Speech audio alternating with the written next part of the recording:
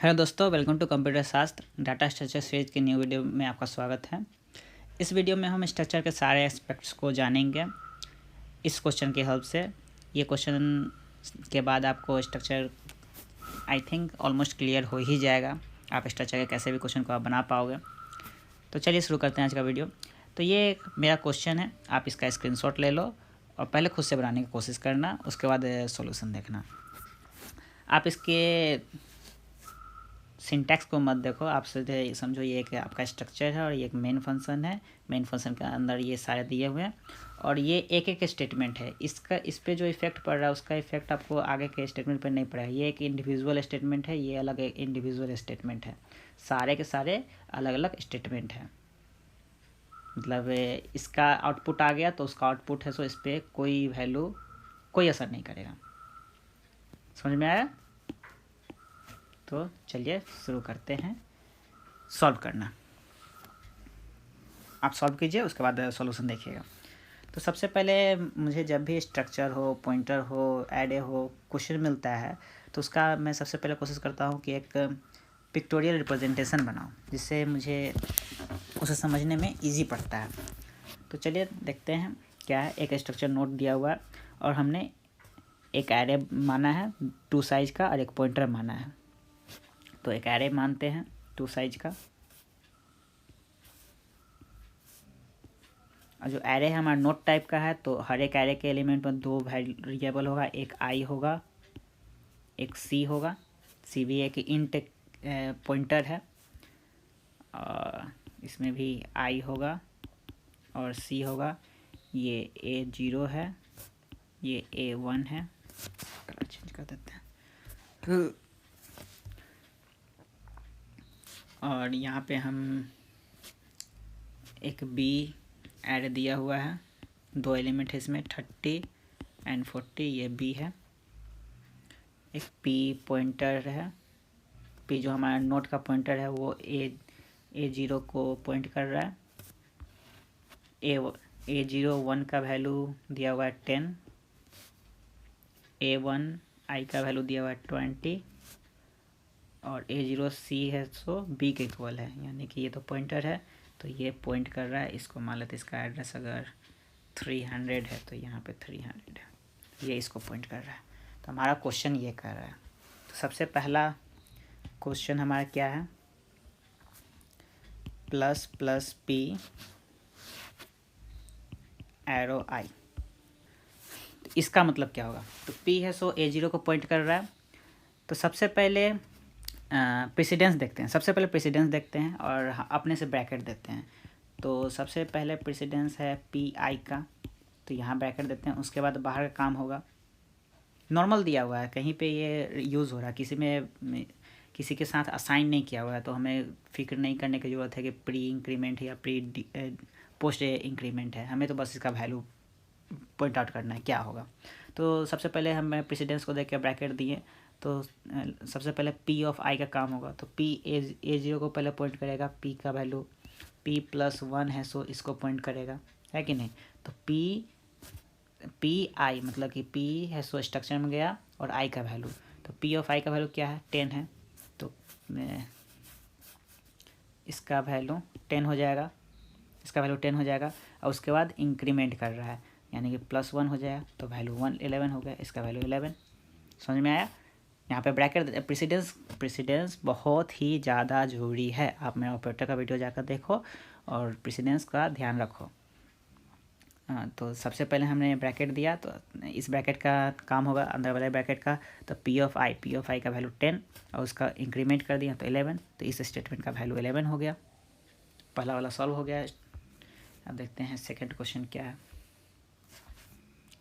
x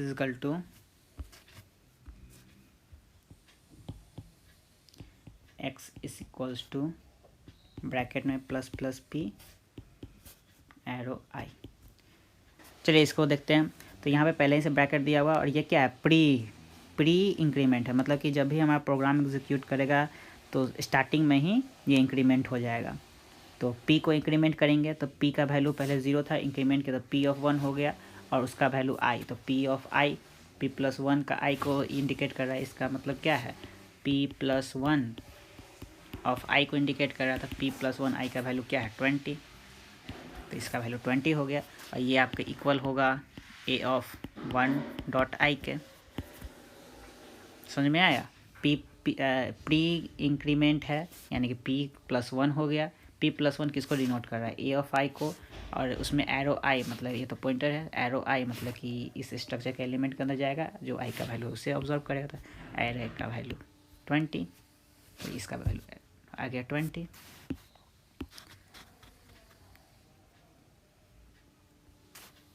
लिख देते हैं यहाँ पे 20 होगा इसका आंसर। इसका आंसर 11 आया था। तो चलिए थर्ड नंबर देखते हैं। थर्ड नंबर क्या है? x is equal to P plus plus I. अब क्या है? x इजकल टू ब्रैकेट में p प्लस प्लस आई। जब भी आपका पोस्ट इंक्रीमेंट या डिक्रीमेंट दिखे ना, सारा काम कर लेना इक्वेशन का, उसके बाद उसका वर्क करना। जब भी आपको पोस्ट इंक्रीमेंट या डिक्रीमेंट देखे तो इसका मतलब होता है परफॉर्म एवरीथिंग, सारे ऑपरेशन कर लेना, एवरीथिंग सारे काम कर लेना, एल्स इंक्रीमेंट डिक्रीमेंट, और उसको असाइन कर देना, assign to left variable, then do increment और डिक्रीमेंट। क्लियर? मतलब कि हम इक्वेशन को सॉल्व करेंगे, उसका वैल्यू x में पास कर देंगे, उसके बाद जिसको भी इंक्रीमेंट डिक्रीमेंट करना है वो कर देंगे। पोस्ट का मतलब यही होता है। तो यही काम हमें यहाँ करना है। चलिए सॉल्व करते हैं इसे। ये p है, सॉल्व करते हैं। तो सबसे पहले ब्रैकेट काम है, तो हमें तो पोस्ट बाद में करना है। तो p ऑफ i यानी कि नॉर्मल हमारा p कौन सा है? p का वैल्यू ये है, हर एक क्वेश्चन अलग है। तो p ऑफ i वैल्यू 10 यानी कि x का वैल्यू हो जाएगा 10, बट p का वैल्यू क्या हो जाएगा? p लास्ट में इंक्रीमेंट हो जाता है, p is equal to p plus 1 हो जाएगा। यानी कि अगर हम मान लेते हैं इसका एड्रेस नहीं दिया, इसका एड्रेस 100 है और इसका 104 होगा, क्योंकि इन दोनों इन टाइप का तो दो बाइट स्पेस लेगा, तो इसका एड्रेस 104 होगा। तो यहाँ से p का वैल्यू 104 हो जाता। अंडरस्टैंड? हमारा आंसर ये है, लेकिन p का वैल्यू भी इंक्रीमेंट करेगा, वो मैं बता रहा हूँ। चलिए क्वेश्चन नंबर 4 देखते हैं क्या है। Question number 4, star x is equal to star p c, x is equal to star p c। तो हम वही काम करेंगे, प्रेसिडेंस देखेंगे यहाँ पे। तो प्रेसिडेंस क्या कहता है? x is equal to star p arrow c। सबसे पहले इसका काम होगा, उसके बाद इसका काम होगा। तो p एरो c अपने रिप्रेजेंटेशन में देखते हैं। थोड़ा इसको साफ कर लेते हैं, ये तो क्लियर हो गया होगा।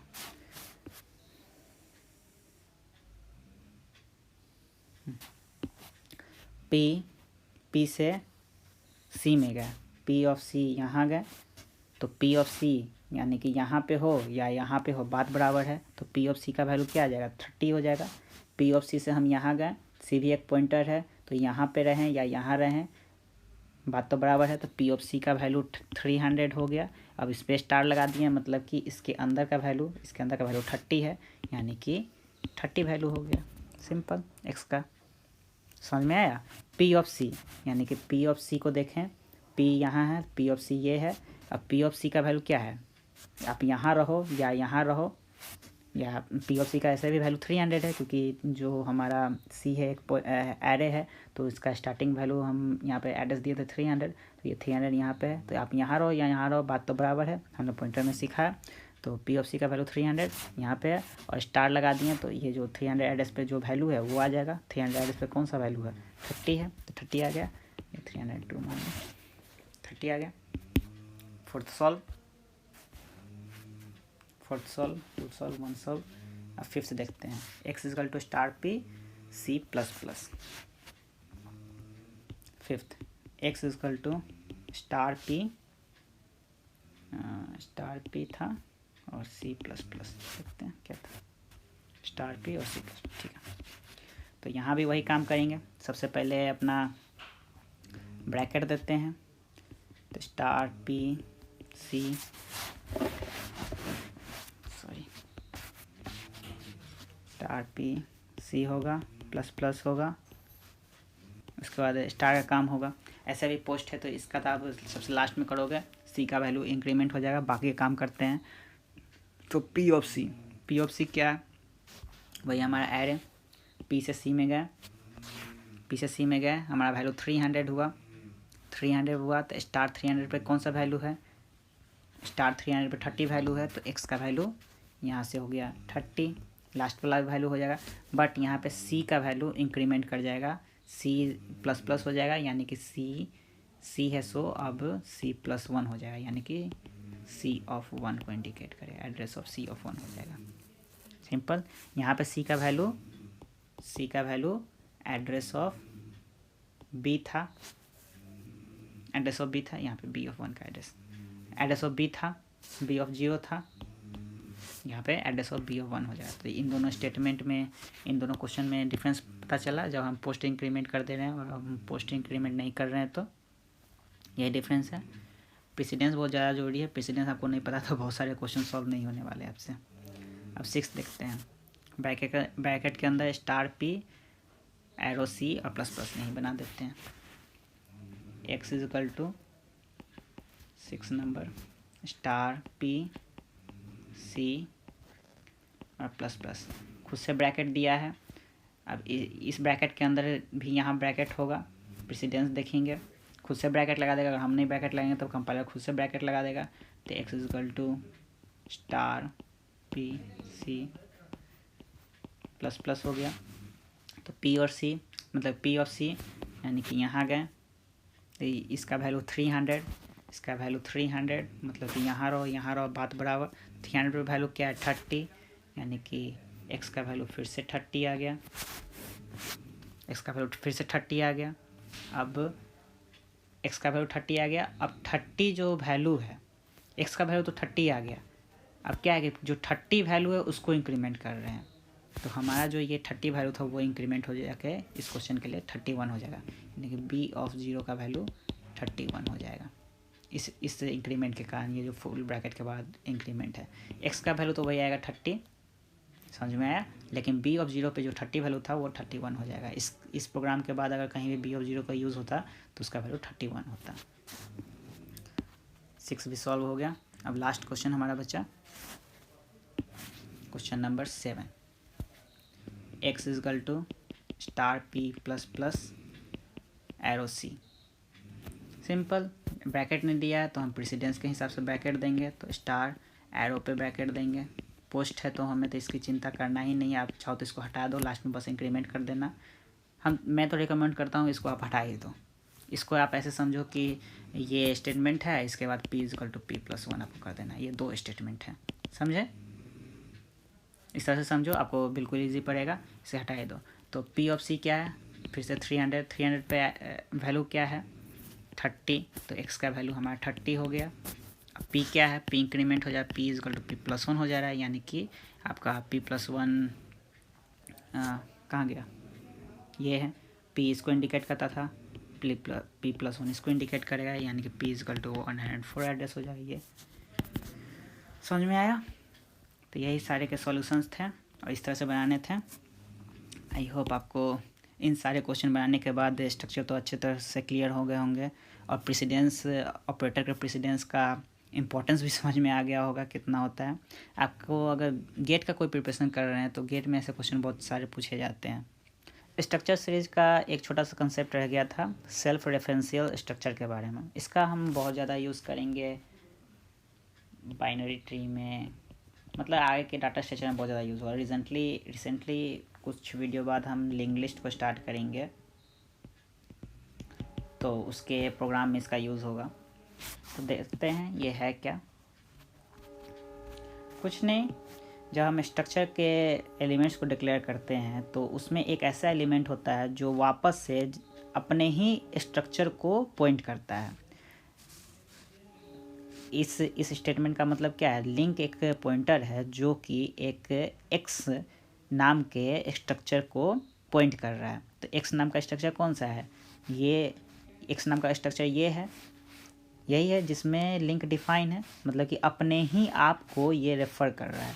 तो जो हमारा लिंक लिस्ट में एलिमेंट्स बनते हैं, जो भी एलिमेंट्स बनते हैं वो सारे सेम टाइप के होते हैं। तो हमें ये जो लिंकेज है पॉइंटर का, इसका बहुत ज़्यादा यूज़ पड़ता है एक दूसरे को लिंक करने में। तो वो हम आगे देखेंगे।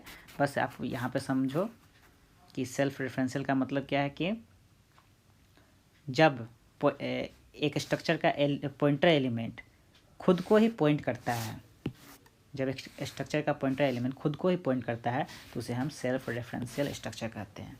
इसमें कुछ नहीं, एक स्टेटमेंट होता है, जो आपने पॉइंटर बनाया है वो जिस स्ट्रक्चर में डिफाइन है उसी स्ट्रक्चर को वापस से अगर पॉइंट कर रहा है तो वो सेल्फ रेफरेंशियल स्ट्रक्चर कहलाता है। इसका यूज़ हम लिंक लिस्ट में करेंगे, बाइनरी ट्री में करेंगे, मतलब आगे के डाटा स्ट्रक्चर में बहुत जगह यूज़ होता है। बस इसमें बस यही बताने का था, एक पॉइंट था। तो हम नेक्स्ट वीडियो में मिलते हैं डायनामिक मेमोरी एलोकेशन के साथ। उसके बाद हम रिकर्जन पढ़ेंगे, देन हम लिंक लिस्ट स्टार्ट करेंगे, हमारा मेन डाटा स्ट्रक्चर तब स्टार्ट होगा। तो चलिए नेक्स्ट वीडियो में मिलते हैं। Thank you for watching.